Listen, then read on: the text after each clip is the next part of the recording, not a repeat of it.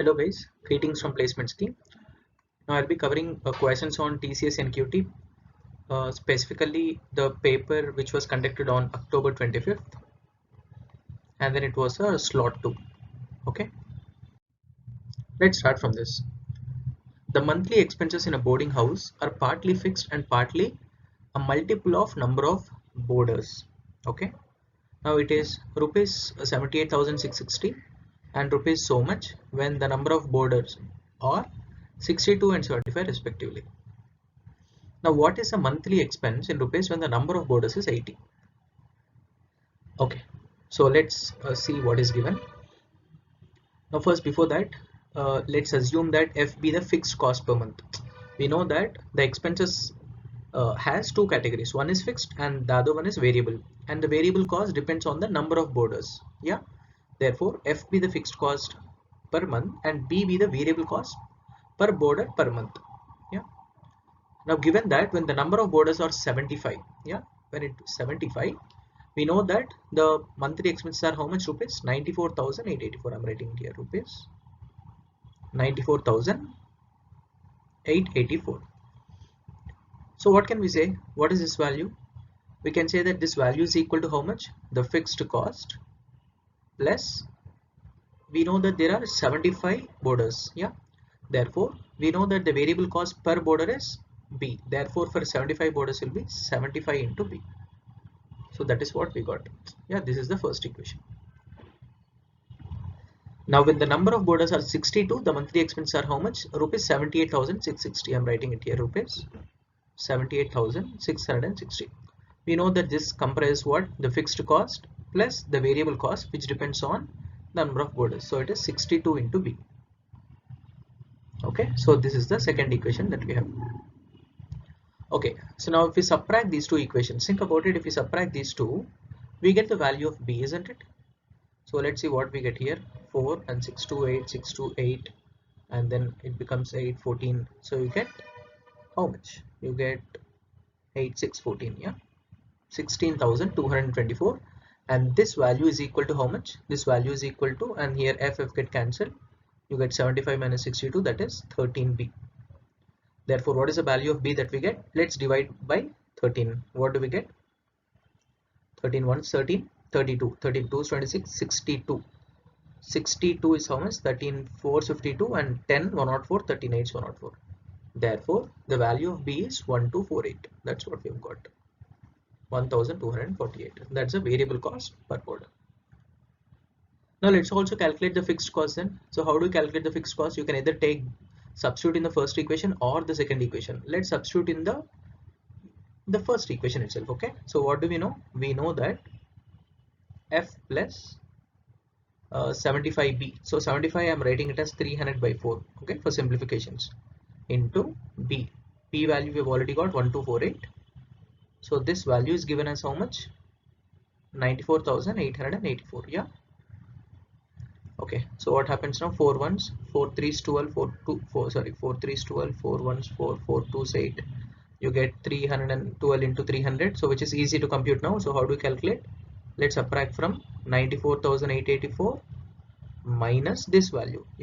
300 into 3 is 900 and 12 into 3 is 36, so it is 960.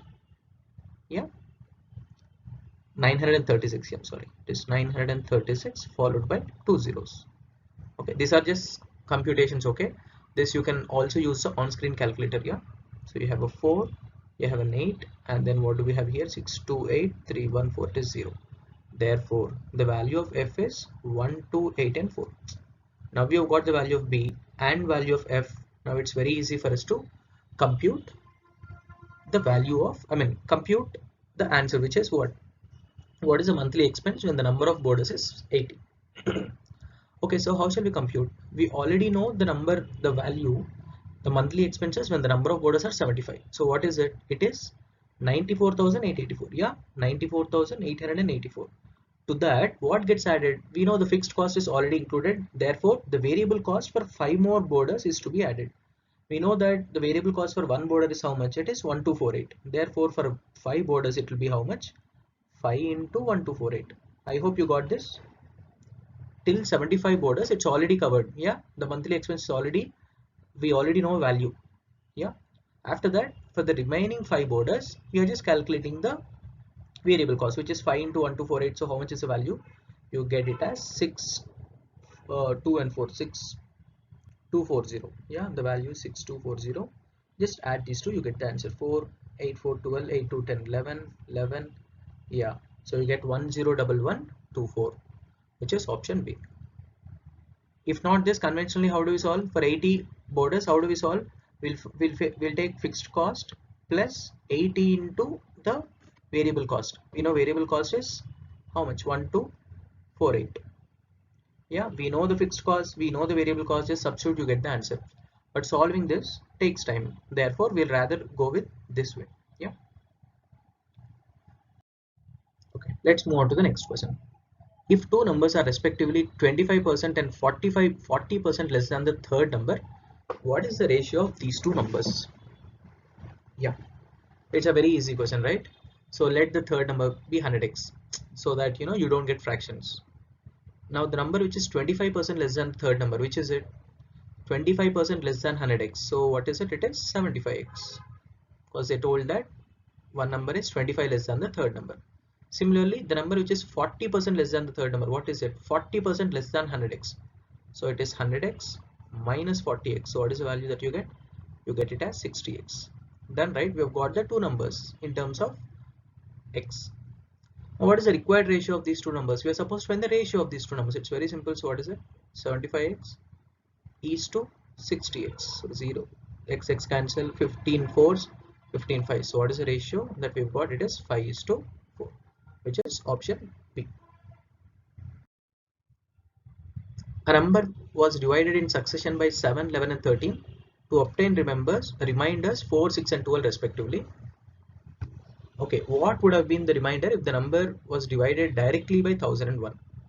Let me first explain the concept of the successive reminders. Okay, so what is the concept? Let's say we have number 49. Let's say number 49 is successively divided by 2, 3 and 5. Let me show you what that means. Okay, so first 49 is divided by 2.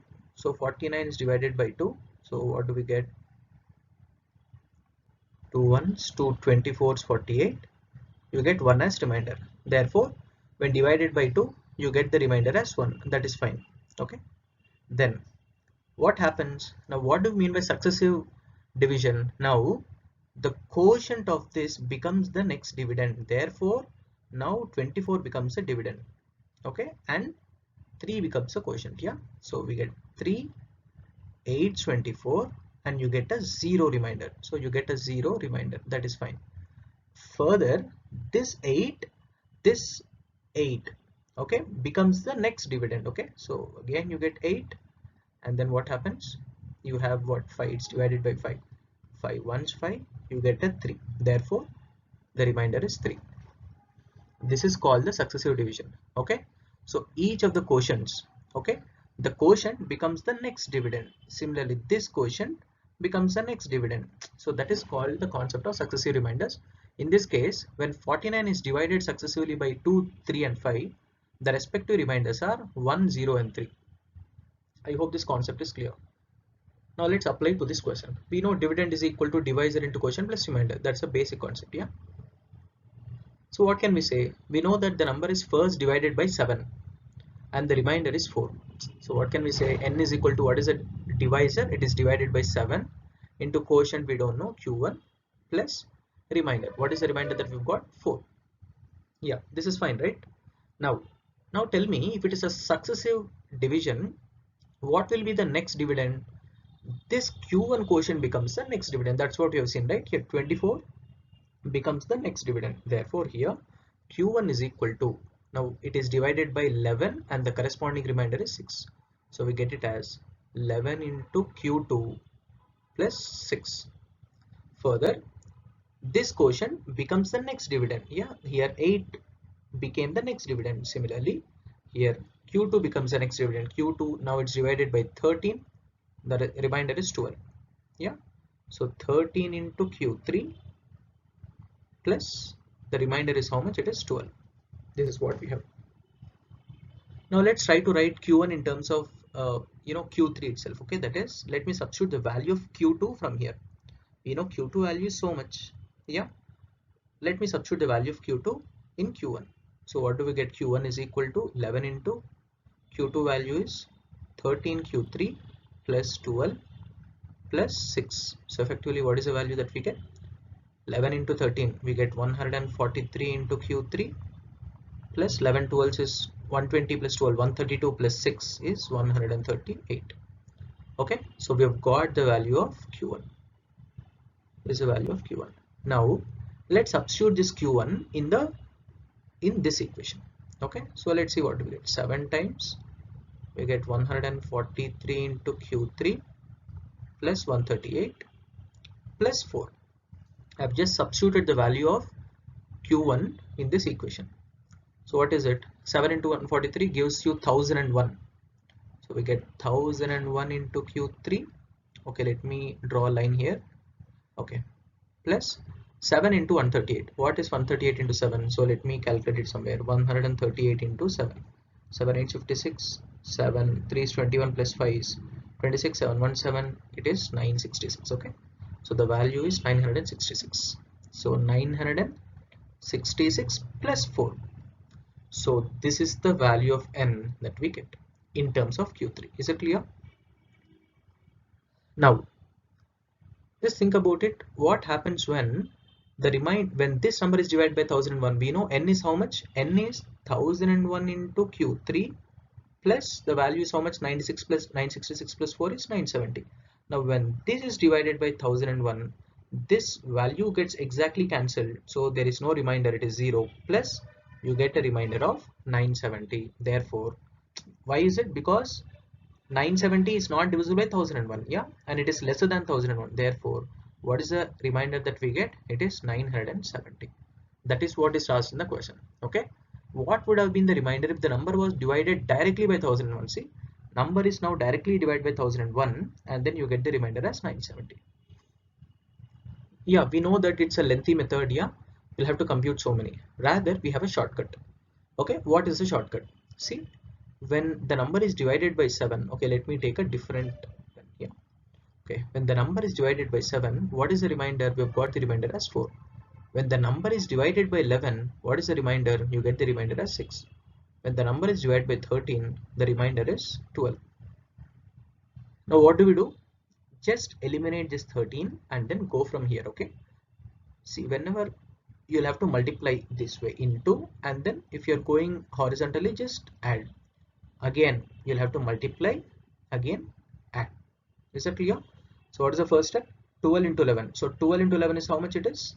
132, and then you'll have to add 6 to it. Okay, then what should you do? Again multiply by 7 and finally add 4 to it. Okay, so what do we get? We get it as 132 plus 6, 138 into 7. I think that's what we have computed. 138 into 7, you've got 966. 966 plus 4, you get it as 970. Yeah, instead of writing the equations and wasting time, you can go by this directly. Okay, eliminate 13. When you are growing in the cross direction, multiply, and horizontal direction, addition. So 12 into 11 plus 6 into 7 plus 4. So finally you get the same answer, 970. Therefore the required remainder is how much? It is 970 using both the methods.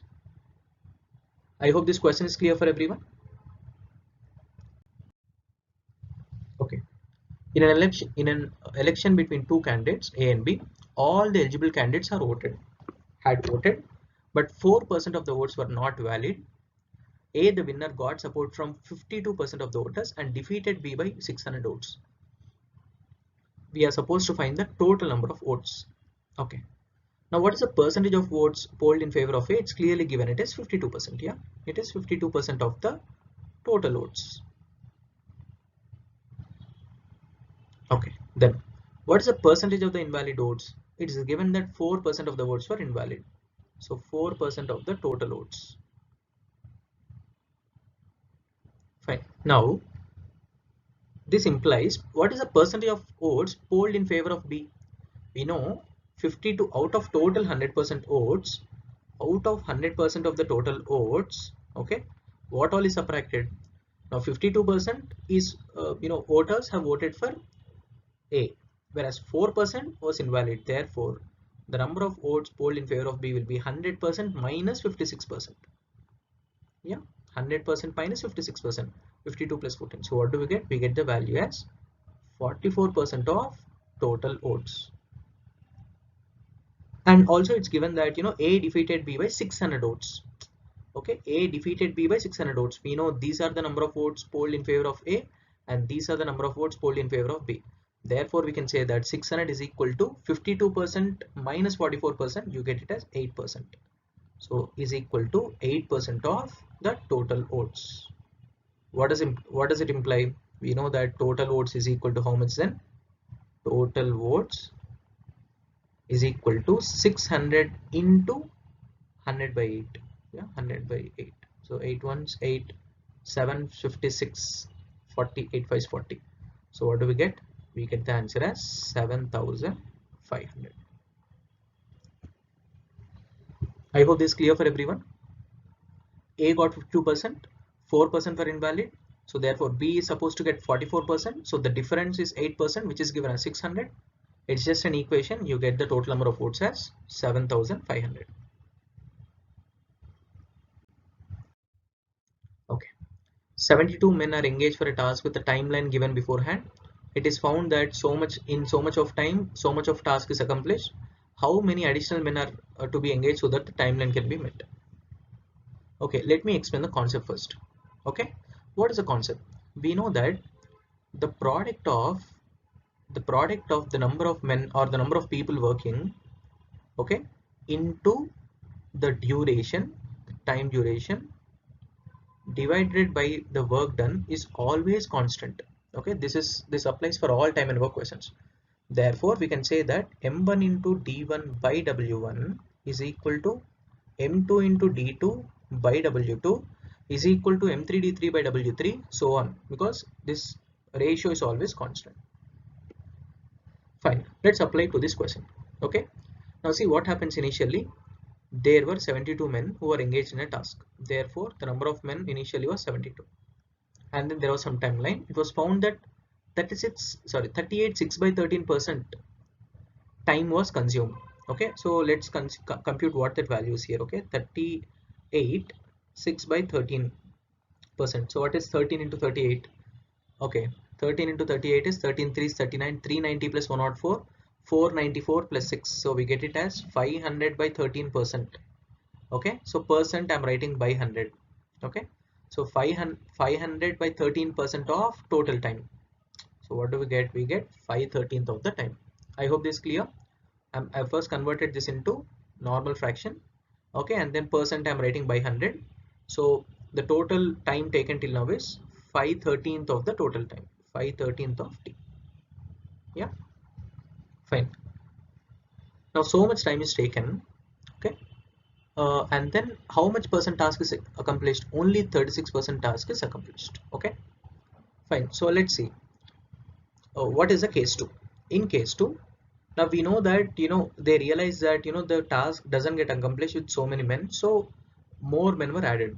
Okay, more men were added. Let's assume the total number of men after addition is m. Okay, and then after that what is the time left? We know that the total planned time is t. Okay, out of which 5t by 13 is already over. Therefore, what is the time left? It is t minus 5t by 13. T minus 5t by 13, you get it as 8t by 13. So this is the time remaining.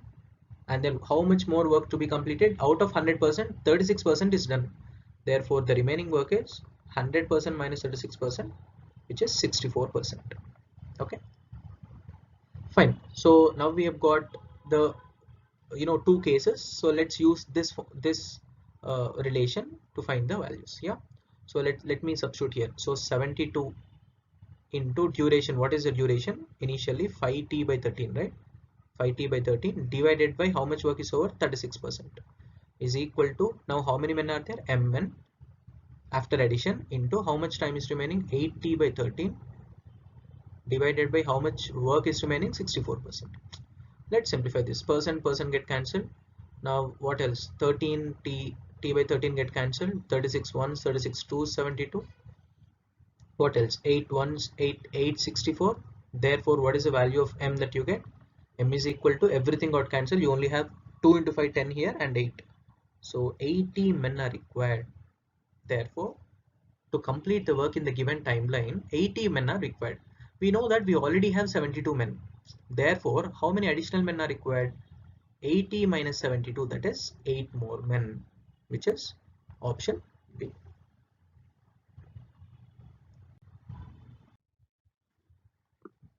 Okay, the average speed of x always turns out to be 150% as that of y, who can travel 20 kilometers in so much time. If x sets on a journey of so much, okay, and then he has stopped for half an hour each at 2 stages, what will be the total time he had been on the move? Fine. We know that y covers a distance of 20 kilometers in how much time? It is 3 hours and then 36 minutes. Yeah, and let's convert this 36 minutes into hours. Okay, how do you convert minutes into hours? Just divide by 60. Okay, so how many hours is it? 6 6 36, 6 tenths. Yeah, so these many hours, so 6 by 10 hours, which is how much? 0.6 hours. So you can say that this value is 3 hours plus 0.6 hours, which is 3.6 hours. Is that clear? Fine. Now what else? What is the speed of y then? We know the distance traveled by y is 20 kilometers and the the time is 3.6 hours. So what is the speed? Distance by time. So what is it? Distance is 20 by time is 3.6. So let's multiply and divide by 10. So you get it as 200 by 36, 4 nines, 4 50s. So what is the speed of y? It is 50 by 9 kilometers per hour. Okay, we've got the speed of y. Now let's calculate the speed of x. We know that the speed of x is 150% of the speed of y. So what is the speed of x now? It is 1.5 into the speed of y, which is 50 by 9. So what is it that we get? 1.5 into 50. So you get it as 75 by 9 kilometers per hour. Because it's clearly given, right? The average speed of x is 150% of that of y.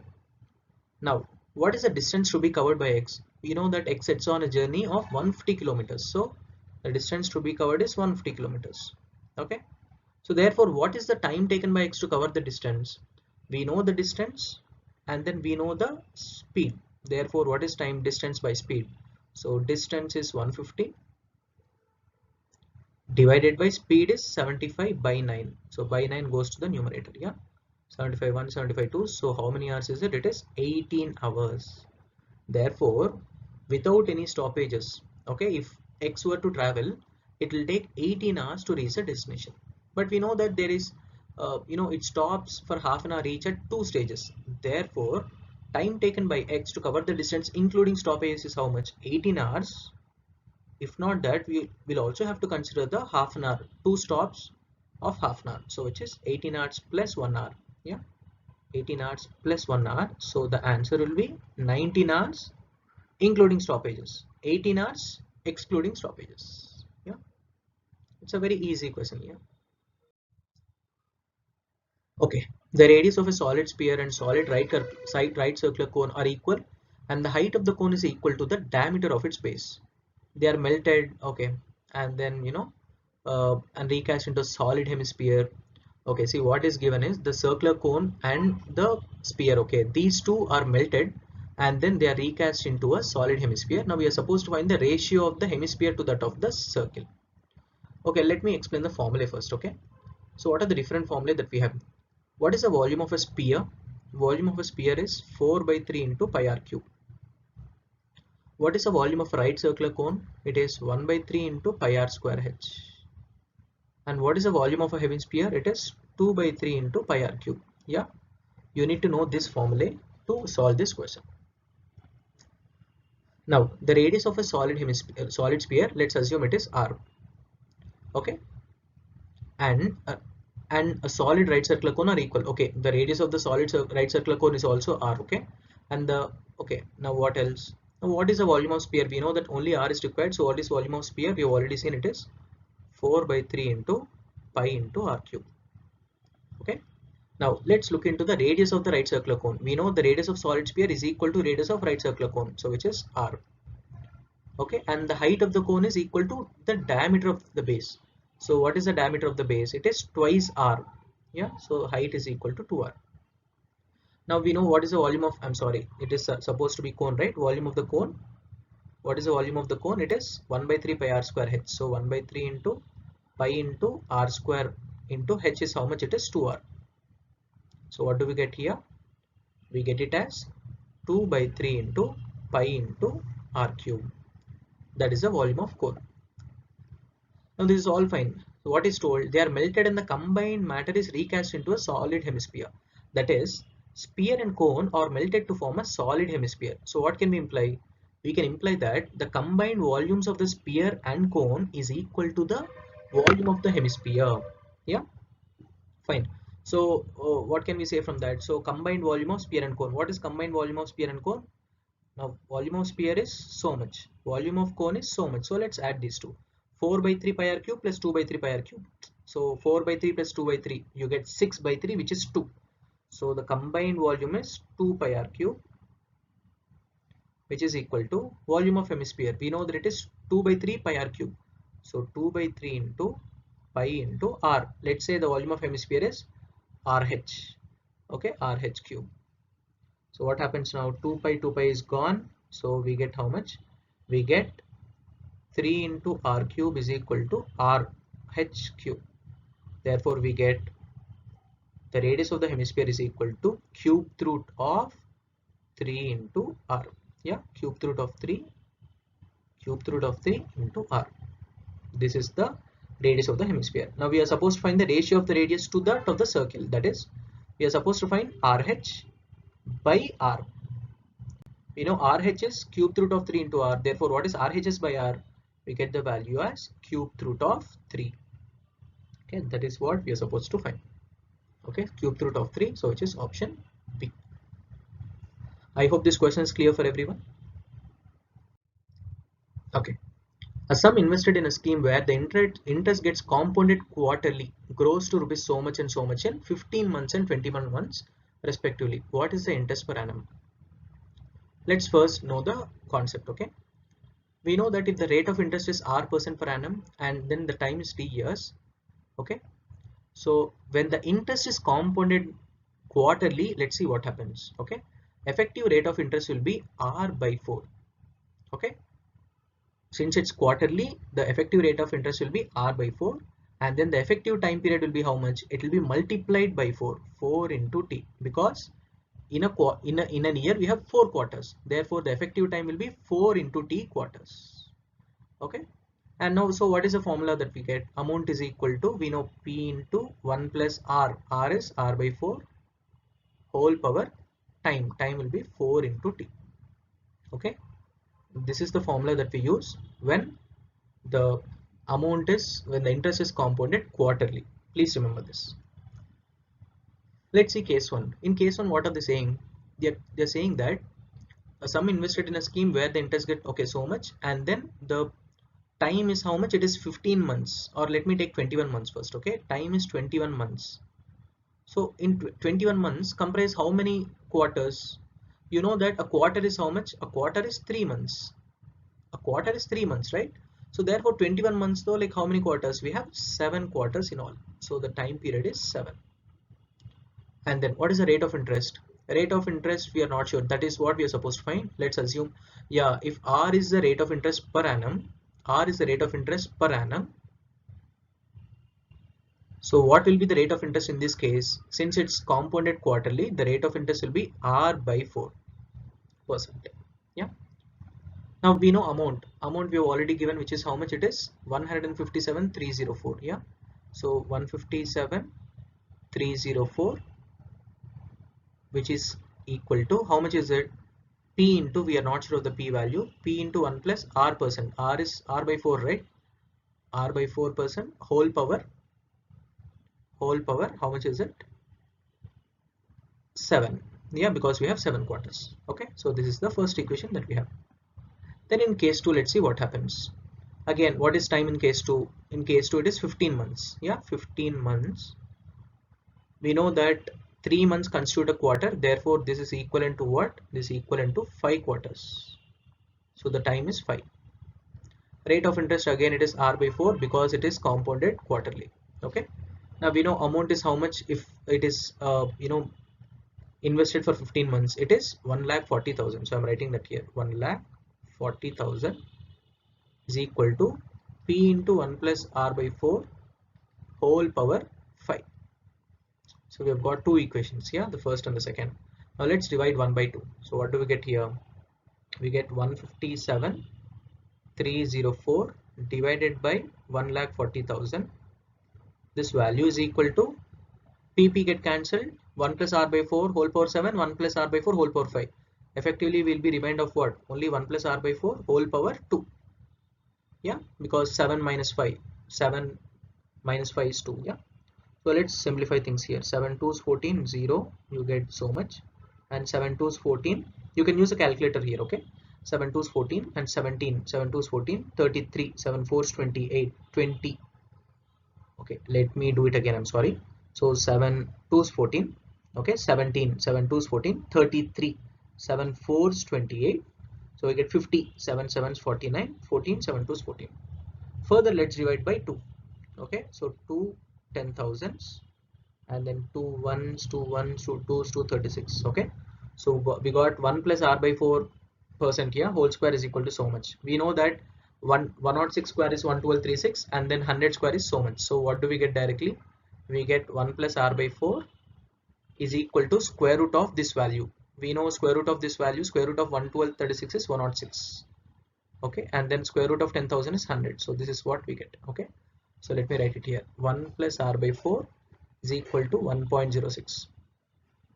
Okay, so we get R by 4 is equal to 0.06. Okay, therefore what is R value that we get? R value we get as 0.24, which is equivalent of 24% per annum. So R per annum is equal to 24. Okay, see, once you get to here, you can always use the on-screen calculator and get the value of R. Is it clear? But I've tried using, computing it manually. Okay. Let's move on to the next question. The average rainfall in a city during the months March to October of a year calculated over a period of 10 years. Okay. So what does that mean? Like 44 is the average rainfall in mm. For 10 years, that's computed in March. Okay. Similarly, 56 is the average rainfall for 10 years computed in April. Yeah, that is how it is. Okay. So these are the values given. Now, what is the ratio of the average rainfall for the months having 3-figure data to that of the same for the rest? Okay. So now let's first calculate the average rainfall for the months having 3-figure data. What are the months that have 3-figure data? See, these are the months, right? For all these, we have a 3-figure data. So what are we supposed to find? We should find the total of all of this and then we'll have to divide by 1, 2, 3, 4, 5, 6. Divide by 6, you get the answer. So let's compute this. Let's add all of this. You can use an on-screen calculator and compute this, but I'll just try to do it manually. Okay. So what all can we group? 312 and 288 gives us 600 plus what else? We have 333 and then 147. Yeah, 333, 147, you get 480, right? You get the value as 480 plus 350, 154, you get the value as 504. And then you'll have to divide this by 6. So effectively what do we get? And then 1280 plus 1504. Yeah, 1280, sorry, 1080, 1080 plus 504.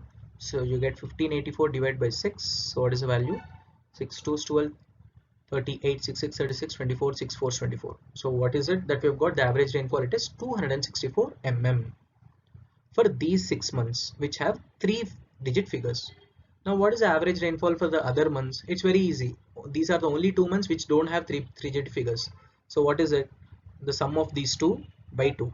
Sum of these 2 is how much? 44 plus 56 is 100. By 2 you get the answer as how much? It is 50 mm. Okay.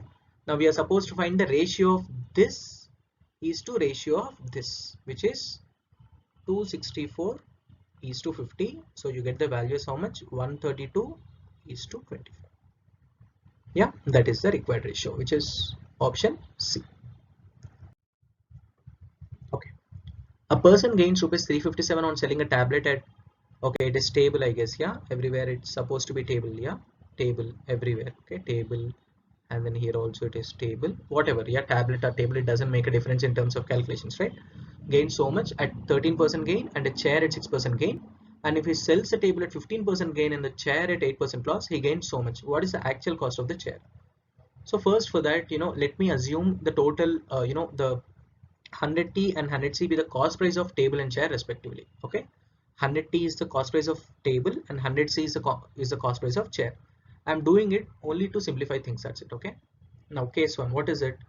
Table is sold at a profit of 13% and chair is sold at a profit of 6%. Okay, now what is the profit earned on selling table? We know that it is 13% on cost price, so 13% on 100t. I'm just writing 13% on 100t. So what is it? You get it as 13t. So this is the profit earned on selling the table. Similarly, what is the profit earned on selling the chair? It is 6% of the cost price of chair, 6% of 100c. So you get the value as 6c. Okay, now we know that the total profit is 357. That's already given. Yeah, 357. Therefore we can say total profit 357 is equal to the profit earned on selling table plus profit earned on selling the chair. So this is what we get. Okay, this is the first equation. Okay, in the case 1. Now let's take case 2. Now the table is sold at 15% gain and the chair is sold at 10% loss. Okay, that's what is given here. So what is the profit earned on selling table? It is 15% gain. So 15% of the cost price. Cost price of table is 100t. So we get it as 15t. And what is the loss on selling the chair? We know that the loss is 8%. So the loss is 8% on the cost price of the chair, which is 100c. So we get the value as how much? 8c loss. This is loss and this is profit. Okay. Now we know that together the total profit is 203. Despite being a loss of 8c from selling chair, still he gets a profit of 203 because he's getting profit on selling the table as well. So we can say that 103 is equal to 15t minus 8c because it's a loss. So this is the second equation that we have. Now the problem is solved, right? We have two equations, two variables. It's just about simplifying. Yeah, so let's see how can we simplify this. So we have a 6 here, we have an 8 here. So let's multiply this by 4 and let's multiply this by 3 so that we can eliminate the c factor. So 13 4 is 52. So let me write it here. 13 4 is 52. So we get a 52t plus 6 4 is 24c is equal to 4 into 357. 354 is 1400.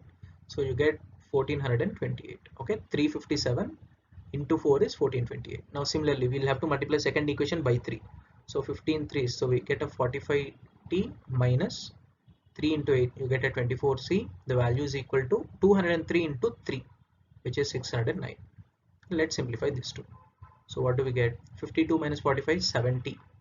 And then I'm sorry, should we add or multiply? Should we add or subtract? We'll have to add, right? Because these two get cancelled if we add. So 52 plus 45 is how much? It is 97t.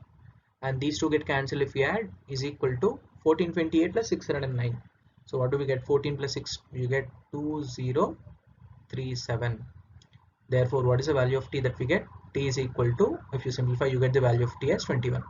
Again, you can either use a on-screen calculator or compute it yourself. Yeah, you get the value of t as 21. So you got the value of t as 21. So you can substitute this value in any of the equations. Okay, let me substitute in this equation. Okay, so 15 into 21. Okay, 15 into 21. So what is the value? 15 into 21, 15 2 is 30, 315. So 315 minus 8c is equal to how much? 203. So we get the value of 8c is equal to 315 minus 203, which is 112. So what is the value of c? C is equal to 818, 8 4s, 32. So therefore we have got the value of c as 14. See, you can substitute either in the first equation or the second equation, you get the answer. Okay, so therefore you got the value of t as 21 and c as 14. We are supposed to find the actual cost of the chair. What is the actual cost of the chair? Actual cost of the chair is how much? It is 100c. It is not c, it is 100 into c. Therefore the actual cost of the chair is 100 into 14. So you get the value as 1400. Yeah, just option D. I hope this question is clear for everyone. Thank you. Let's meet in the next lecture.